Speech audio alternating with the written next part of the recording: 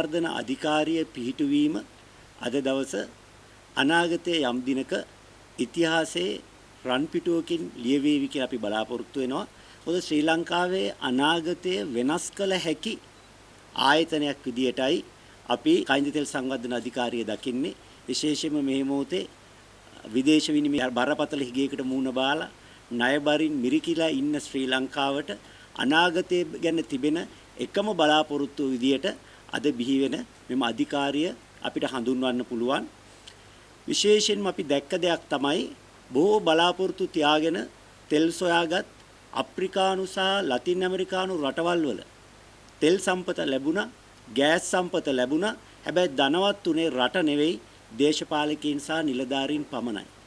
ඒ අප්‍රිකාවේ Latin ඇමරිකාවේ අත්තුණු ඉරණම ශ්‍රී ලංකාවට අත් නොවෙන්නට අපි කයින්ද තෙල් සංවර්ධන අධිකාරිය පිහිටුවලා අමාත්‍යවරයා සතුව තිබුණු නියාමන බලතල මේ අධිකාරියට බාර දුන්නේ.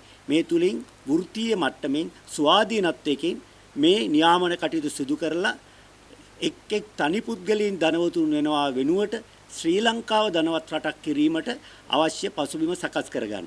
දැන් මේ ආයතනයේ අධ්‍යක්ෂවරුන් පත් කිරීම සම්බන්ධයෙන් තියෙන ක්‍රියාපටිපාටිය ශ්‍රී ලංකාවට නැවුම් අත්දැකීමක්, සුවිශේෂී ක්‍රමවේදයක් අපි අනුගමනය කරලා තියෙනවා. මුල්ම කාරණේ තමයි ඇමතිවරයාට Tamanට ඕන විදිහට අධ්‍යක්ෂවරු පත් කරන්න බෑ. අධ්‍යක්ෂකවරුන්ට තිබිය යුතු සුදුසුකම් ගැසට් මගින් නියෝගයක් ලෙස ප්‍රසිද්ධ කරන්න ඕනේ. අපි මේ නියෝගය ගැසට් මගින් ප්‍රසිද්ධ කරා. එතන ඔක්තෝබර් මාසේ 8 වෙනිදා. ඊට පස්සේ ඇමතිවරයා තෝරා ගන්න පුද්ගලයන්ට ඒ අවම සුදුසුකම් තිබෙන බවට සහතික කරගන්න ප්‍රසිද්ධ කරපු සුදුසුකම් සහ පත් කරන්න යන පුද්ගලයන්ගේ ජීවදත්ත සටහන් අමාත්‍ය මණ්ඩලයට ඉදිරිපත් කරලා ඒ නම් වලට අමාත්‍ය මණ්ඩලයේ අනුමැතිය ලබා ගන්න ඕනේ.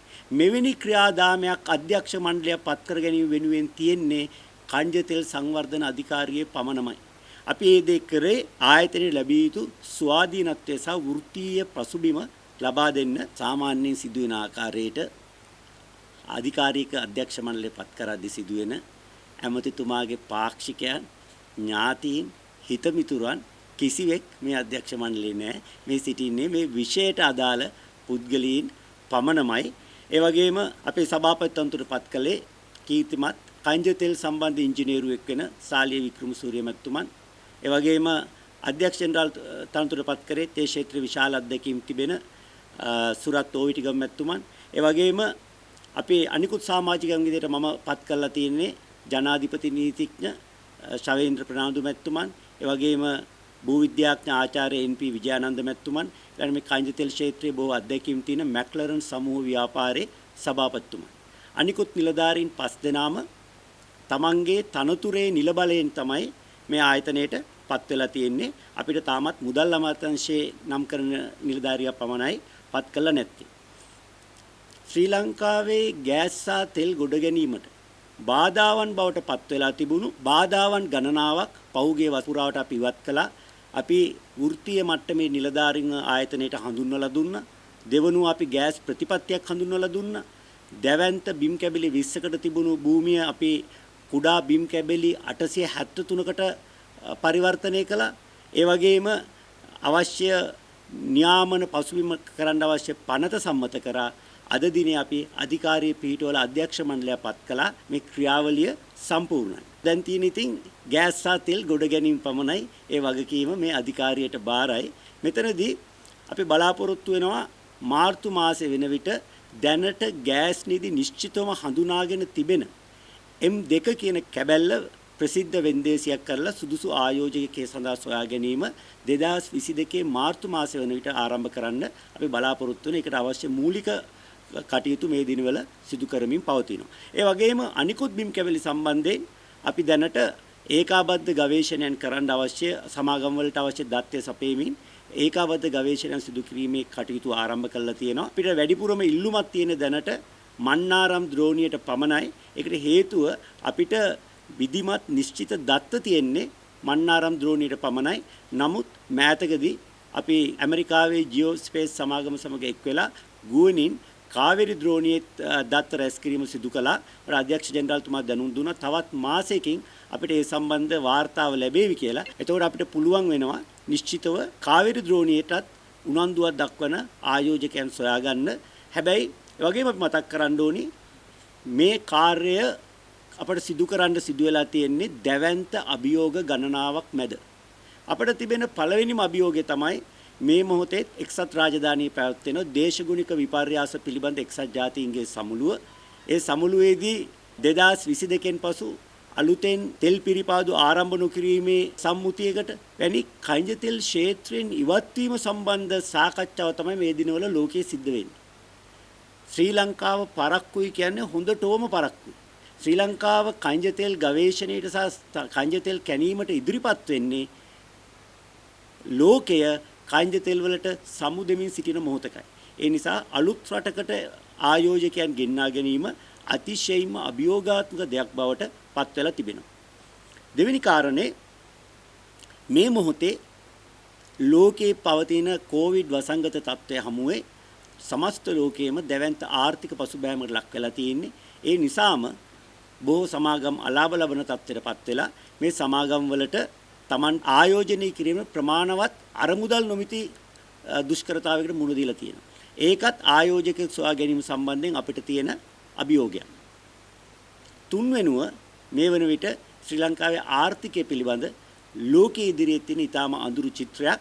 ශ්‍රී ලංකාවේ ණය ශ්‍රේණිගත කිරීම වල ඊටාම දුර්වල මට්ටමක ඉන්නේ. ශ්‍රී ලංකාවේ ආර්ථිකයේ පවතින දුර්වලතාවයත් අපිට ආයෝජනය සොයා ගැනීමට අභියෝගයක්. අපි කැමැති අභියෝගයන්ටත් අභියෝගයක් වෙලා ඉදිරියට යන්න අරිසේ නවබුදු මෙතුමන්ගේ ලංකා කියන ගීතයේ කියනවා බාධාවන් හට බාධාගෙනදී පෙරටම යමු ලංකා කියලා. ඉතින් අපි ඒ බාධාවන් සියල්ල ජයග්‍රහණය කරගෙන සමස්ත ජාතියේම සිහිනය බවට පත් වෙලා තිබෙන ශ්‍රී ලංකාවේ තෙල් සහ ගෑස් ගොඩ ගැනීමට අපි සූදානම් කියන පණිවිඩය අපි සමස්ත ජාතියටම ලබා දෙනවා. මට මේ මොහොතේ අලුත් තොරතුරු කියන්න දෙයක් නැහැ. අනිත්මා KTM පැහැදිලි කරලා දුන්නා මේ අධිකාරී අධිකරේ ඇයි. මට හැබැයි කියන්න කැමති වෙලා තියෙන එතුමා නොකියපු කතාවක් මේ යුගයට ගැලපෙන සහ ඉලක්කයට ගැලපෙන ස්වාධීන නියාමන ඒකකයක් අවශ්‍ය බව දැනගෙන අපි කොච්චර කාලයක් සටන් කරාද මෙවැනි තැනකට එන්න. අමිතිවරු කීප දෙනෙක් මීට කලින් මෙතනට අපිව ගෙන්න ගන්න උත්සාහ කරා. නමුත් ඒක සාර්ථකුනේ නැහැ.